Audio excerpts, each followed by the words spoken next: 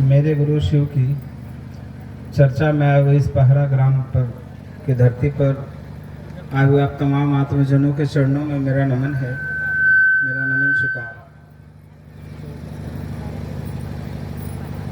बहुत देर से हम और आप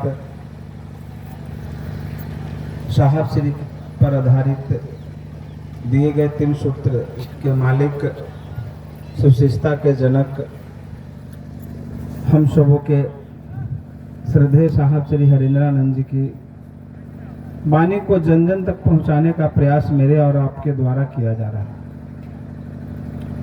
चर्चा में आने और जाने का एकमात्र उद्देश्य है साहब की बात को लोगों तक पहुंचाना, क्योंकि साहब के ही बात पर हम और आप शिव को गुरु माने हैं, और लोग भी जुड़ेंगे तो मेरी आपकी बात पर नहीं जुड़ेंगे तो साहब श्री हरिंद्रानंद जी की दया से ही और उन्हीं की वाणी से, और उनका 3 सूत्र जो साहब ने दिया उसी पर चलकर शिव को गुरु बना सकते हैं।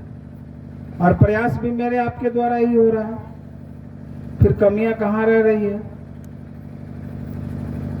लोग कहते हैं सच्चे मन से महादेव से अपना रिश्ता बनाइए, दया मांगे। अच्छा ये बताइए, वो मन कहाँ से लाएंगे जिसमें साहब का वास हो? उसके लिए भी साहब श्री के दया की आवश्यकता है।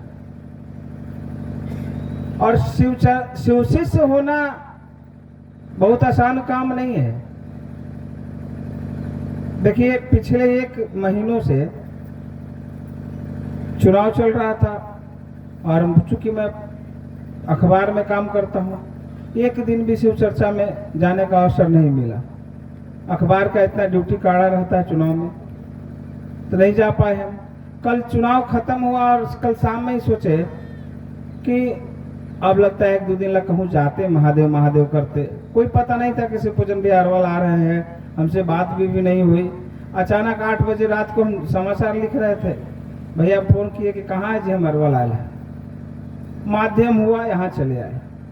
देखिए, आपकी शिवशिष्टता और मेरी सब माहौल पर निर्भर करता है। बहुत शिव करते हैं ना, और वैसे जगह पर चले जाइए जहां कोई महादेव का नाम और निशान नहीं है, कोई लेने वाला नहीं है, तो आप भी उसी के रंग में रंग जाइएगा। जरा सा भी देरी नहीं लगेगा, क्योंकि मेरा आपका संकल्प उतना बरियार नहीं। इसलिए साहब ने कहा कि प्रत्येक दिन महादेव का काम करोगे, प्रत्येक दिन चर्चाओं में जाओगे, तो आपको माहौल वैसा मिलेगा, लोग मिलेंगे महादेव के, तो आपका भी मन महादेव की ओर रहेगा। चर्चा में इसलिए डेली जाना जरूरी नहीं है कि महादेव का काम बढ़े।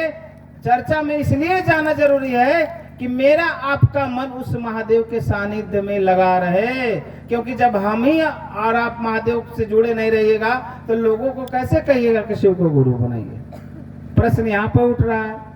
हम और आप बहुत दिनों से साहब श्री के द्वारा 3 सूत्र दया चर्चा नमः शिवाय कर रहे हैं, लेकिन मेरे आपके आचरण और व्यवहार में महादेव नहीं उतर पा रहा है। कुछ लोग को उतर रहे हैं, कुछ लोग को नहीं उतर रहे हैं।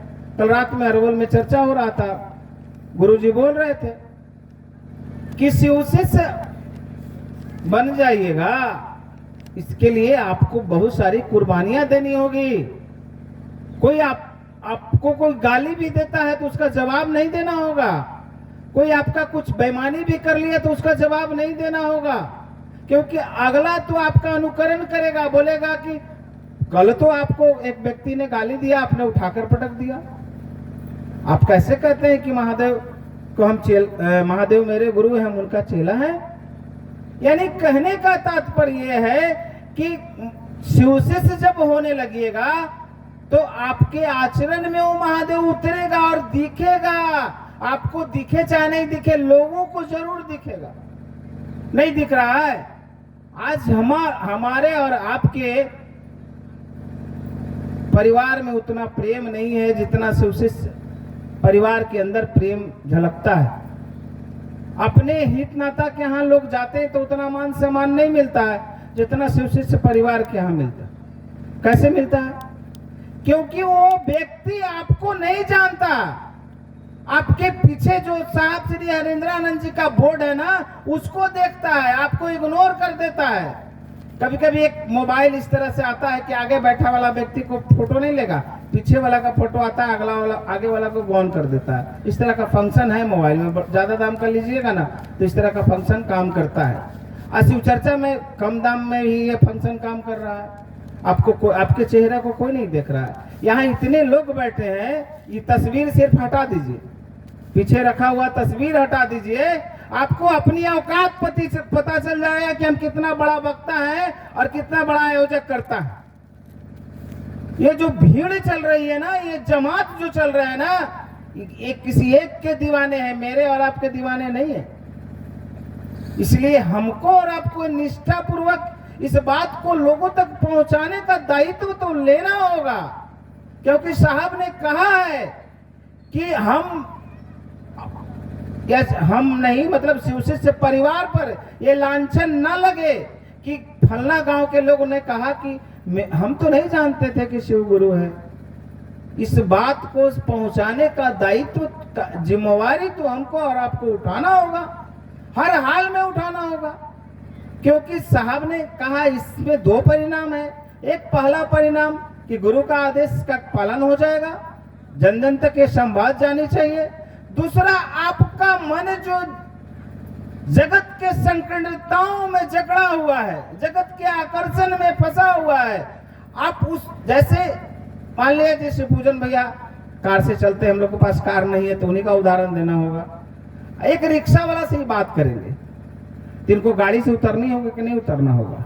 देखिए, रिक्शा वाला के बात करने के लिए इनको गाड़ी से उतर के उसके स्तर पर आना होगा। गाड़ी पर अगर बैठ के बात करेंगे, रिक्शा वाला पर जरा सा भी प्रभाव नहीं पड़ेगा, उस स्तर पर आना होगा। अगर आप बहुत पढ़े लिखे हैं और कीमती साड़ी पहनते हैं, एक घास काटने वाली महिला अगर खेत में मिलेगी, उससे शिव गुरु की बात करनी होगी, तो आपको उसके स्तर पर उतरना होगा, उसके पास नजदीक में बैठना होगा। यही शिवशिष्यता सिखलाता है कि आप पर हम झुके। साहब ने भी कहा कि शिव गुरु हो जाएंगे तो लोगों ने कहा मरेंगे नहीं, दौलतमान हो जाएंगे। साहब ने कहा कुछ नहीं होगा, जो हाथ मारने के लिए उठता था वो आज नमन करने के लिए।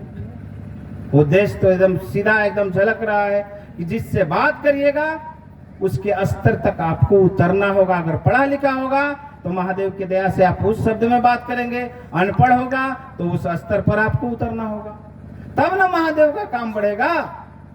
इसलिए शिव शिष्यता बढ़ाने की जिम्मेवारी मेरे और आपके कंधों पर तो है, लेकिन ये तो क्लियर है कि मेरी आपकी उसमें ऊर्जा लगना नहीं है। इतना देर से आप और हम 4 घंटा मन चल रहा है, महादेव महादेव कर रहे हैं। सबसे बड़ी जिम्मेवारी किसकी होती है? जो मंच चलाते हैं। हम लोग पीछे मकई खा रहे थे, बात कर रहे थे, अर्जुन बाबू तो ताक रहे हैं बेचारे, खा भी नहीं सकते हैं। क्योंकि देखिए, हंसिए नहीं, सीरियस होकर सोचिए कि एक व्यक्ति को एक गिलास पानी भी पीना होगा कितना कष्ट है। हम आप तो एक दूसरे से बात भी कर लेते हैं, लेकिन ये बात भी नहीं कर सकते सबको।